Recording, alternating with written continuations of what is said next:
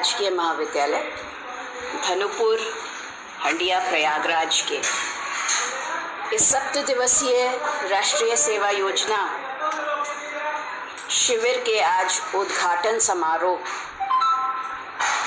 पर पधारे मेरे सभी विद्वान साथी, प्यारे बच्चों,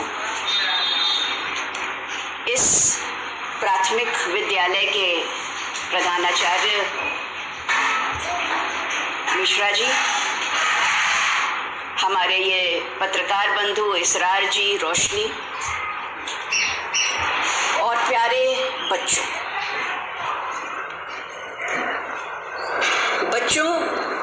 आज का दिन हम सबके लिए विशेष महत्व रखता है।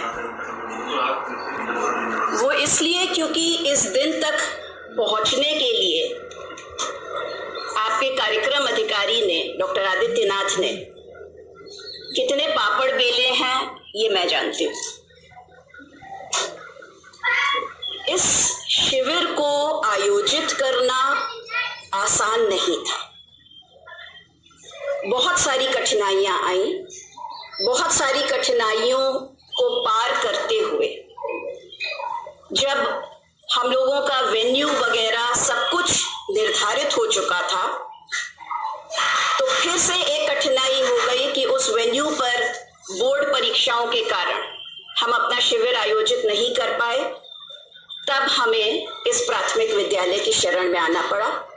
और मिश्रा जी अभी इस समय है नहीं, लेकिन मुझे पता चला कि उनका सहयोग महाविद्यालय को हमेशा मिलता रहा है और इस बार भी उन्होंने उसी प्रकार से बिल्कुल अपनी रजामंदी दी, अपनी सहमति प्रदान की और उनके इस विद्यालय में आज आप लोग सब यहाँ पर बैठे हुए हैं। राष्ट्रीय सेवा योजना या नेशनल सर्विस स्कीम, जिसको शॉर्ट में हम लोग NSS बोलते हैं, जहां तक मेरी जानकारी है, गांधी जी का जो जन्म शताब्दी वर्ष था, गांधी जी का जन्म कब हुआ पता है तुम लोगों को? एक बोलो, 1869। तो 1969 से राष्ट्रीय सेवा योजना का प्रारंभ हुआ और जो सबसे ज्यादा आकर्षित करता है वो इसका ध्येय वाक्य है। तुम देख रहे हो जगह जगह जो तुम्हारे बैनर्स लगे हुए हैं, सब में ऊपर लिखा हुआ है मैं नहीं तुम, नॉट मी बट यू। ये इसका मोटो है, इसका ध्येय वाक्य है। और इसका जो लोगो है, वो लोगो लिया गया कोणार्क जो उड़ीसा में है, वहां एक सूर्य मंदिर है, सन टेम्पल है। वहां का जो रथ है, जो पहिया है, वो इसका लोगो है। और उसमें 2 मुख्य रंग हैं, लाल और नीला। लाल रंग जो है वो रक्त का द्योतक है। It is the colour of blood, आपके खून का। और बच्चों, तुम लोग जिस उम्र के हो, तुम लोगों को क्या कहा जाता है? नया खून है। तो नए खून से क्या मतलब है कि तुम्हारे अंदर ऊर्जा, तुम्हारे अंदर एनर्जी बहुत ज्यादा है। तो लाल रंग उस एनर्जी का द्योतक है और नीला रंग जो है वो पूरे कॉस्मोस का, पूरे ब्रह्मांड का द्योतक है, जिसके हम सब या ये NSS जो है एक छोटा सा अंश है।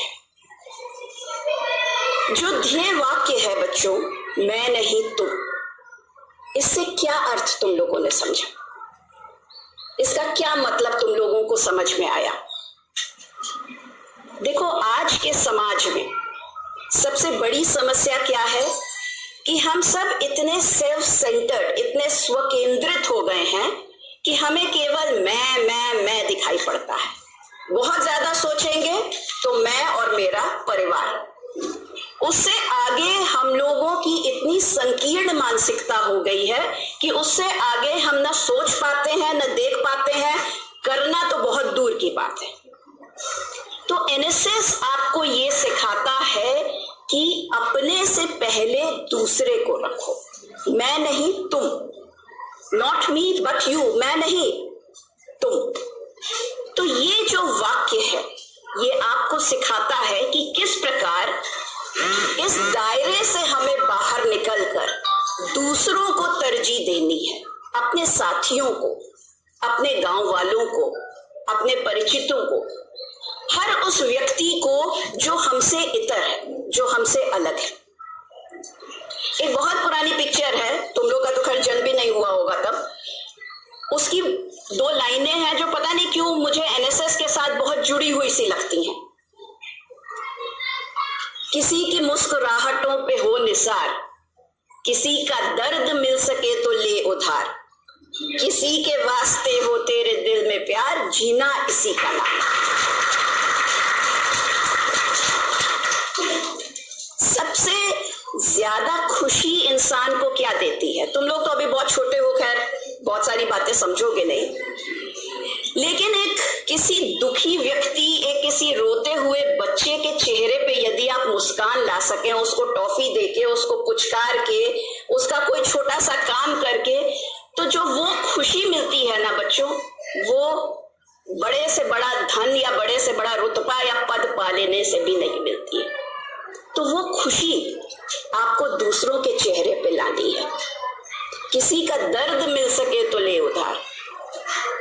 हम लोगों को लगता है कि दुनिया भर के सारे कष्ट हमारे ऊपर आ गए, हम परेशान हैं, हमारे घर में ये समस्या है, हमारे बच्चों की ये समस्या है, लेकिन जब आप घर से बाहर निकल के देखिए तो दुनिया में लोग क्या क्या सह रहे हैं, किस किस प्रकार से जी रहे हैं। तो किसी का दर्द अगर आपने थोड़ी देर बैठकर बांट लिया तो वो आपको कितना सुकून देगा। और किसी के वास्ते हो तेरे दिल में प्यार, अपने लिए और अपनों के लिए तो सबके मन में प्यार है, लेकिन हर उस व्यक्ति के लिए जो आपके संपर्क में आता है, यदि आप उसके लिए कुछ करना चाहते हैं और करने का जज्बा रखते हैं, तब आप असली स्वयंसेवी कहलाएंगे। एनएसएस के बच्चों को हम लोग स्वयंसेवी कहते हैं, आप वॉलंटियर्स हैं। तो इन 7 दिनों में आज 22 तारीख को उद्घाटन है, 28 तारीख को इसका समापन होगा। बीच में आप ये सारे काम करेंगे जो इन बैनर्स पे लिखा हुआ है। और इन 7 दिनों पर जो 28 तारीख को जो अंतिम दिन होगा, उस दिन आप लोगों से हम लोग फीडबैक लेंगे कि आपने इस 1 सप्ताह में क्या सीखा और क्या आप करना चाहते हैं।